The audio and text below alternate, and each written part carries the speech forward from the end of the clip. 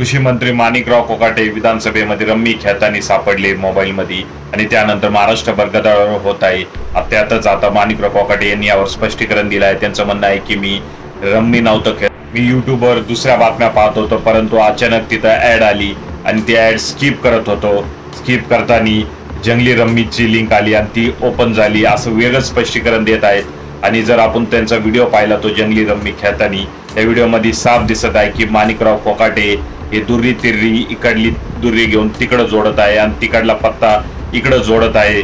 रम्मीचा जसा डाव साधायचा असतो तो डाव साधण्याचा प्रयत्न करत आहेत। त्यामुळे माणिकराव कोकाटे किती खोटारडे आहे व जनतेला मूर्ख बनवण्याचा एक केविलवाना प्रयत्न करत आहेत। यापूर्वी माणिकराव कोकाटे यांनी कृषी मंत्रालय म्हणजे ओसाडगावची पाटीलकी असल्यासारखं आहे असं विधान केलं होतं। तसंच शेतकऱ्याला भिकारीही म्हटले होते। त्यामुळे अशा निर्लज्ज बेजबाबदार मंत्र्याला लवकरात लवकर मंत्रिमंडळातून हकलपट्टी करा अशी मी मागणी मुख्यमंत्री उपमुख्यमंत्र्यांना करतो। काय वाटते तुम्हाला याबद्दल कमेंट करा।